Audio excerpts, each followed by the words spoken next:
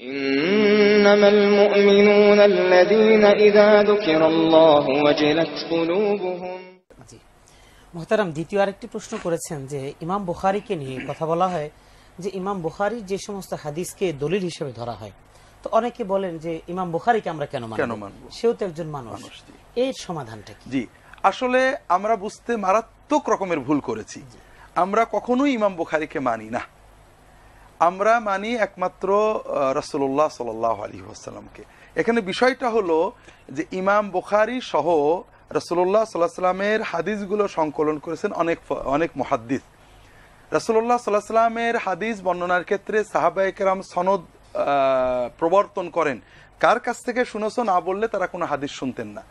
এই সনদ reference cross examine এর মাধ্যমে বিশুদ্ধ দুর্বল বর্ণনার ভুল আছে কিনা এটা নির্ণয় করে সহিহ জয়ীফ হাদিস নির্ণয় করা হয়। ইমাম বুখারী বলতে গেলে প্রথম ব্যক্তি যিনি, এর আগেও ইমাম মালিকও চেষ্টা করেছেন শুধু সহিহ হাদিস সংকলন করা। মুসলিম উম্মার অধিকাংশ মুহাদ্দিস তারা হাদিস সংকলনের ক্ষেত্রে সহিহ জয়ীফ শুধু সহিহ সংকলন করবে এটা সিদ্ধান্ত নেননি।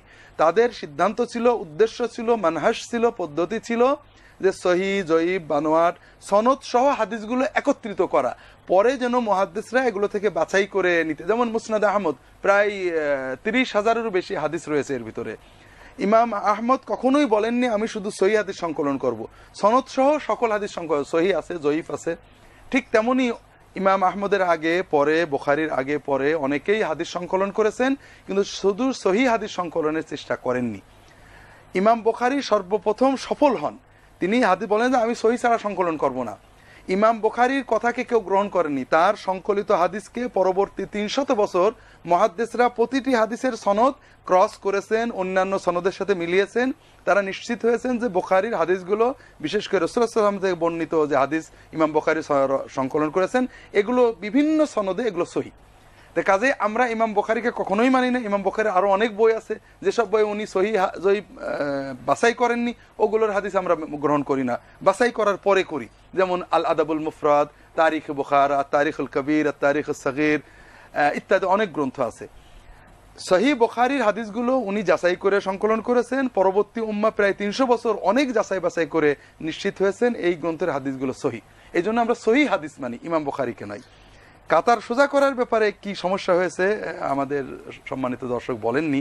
আসলে কাতার সোজার কথা ইমাম বুখারী কিছুই বলেননি, তিনি রাসূলুল্লাহ সাল্লাল্লাহু আলাইহি ওয়াসাল্লাম কথাগুলো সংকলন করেছেন। কাতার সোজা করা, কাতারের মাঝের ফাঁক পূরণ করা, গায়ে গায়ে দাঁড়ানো এবং কাতারে ফাঁক হলে সরে যেয়ে পূরণ করা, এগুলোর ব্যাপারে অগণিত সহিহ হাদিস রয়েছে। তাছাড়া মুহতারাম ইমাম বুখারী তো হাদিসের মধ্যে কখনো বলেন নাই যে এটা আমার রায়, এটা আমার কথা, বরং আল্লাহর রাসূলের হাদিসগুলোকে তুলে ধরেছেন। আমরা আল্লাহর রাসূলের সহিহ হাদিসগুলোকে মানি, বুখারীকে না। আর তাছাড়া মুহতারাম আমরা মনে হয় আমাদের দর্শকদেরকে পরামর্শ দিতে পারি এই ব্যাপারে, আমরা সংক্ষিপ্ত পরিসরে এত কথা বলতেও পারবো না। এটা জানার জন্য হাদিস সংকলনের ইতিহাস অর্থাৎ এই ব্যাপারে জানা উচিত, হাদিস কিভাবে সংকলিত হলো এইটার ধারাবাহিকতা যদি দর্শকরা জানতে পারেন, সনদ কাকে বলে, রাবি কাকে বলে, এগুলি জানলে আমার মনে হয় এই সন্দেহ থাকবে না। এই ব্যাপারে আমাদের সবারই পড়াশোনা করা দরকার। আমাদের প্রশ্ন উত্তর যদি লম্বা করি অনেক দর্শক মাহরুম হয়ে যাবেন। আমার নিজেরও লেখায় বা একাধিক বই আছে এ ব্যাপারে, হাদিসের নামে জালিয়াতি, হাদিসের তত্ত্ব বা আরবি বাংলায়, এছাড়া হাদিসের তত্ত্ব ইতিহাস লেখা আছে, হাদিস সংকলনের ইতিহাস, নূর মোহাম্মদ আজমি, মাওলানা আব্দুর রহিম, আরো অনেক বই ইসলামিক ফাউন্ডেশন বিভিন্ন প্রকাশনা প্রকাশ করেছে। আপনারা এগুলো পড়লে ইনশাআল্লাহ অনেক কিছু জানতে পারবেন।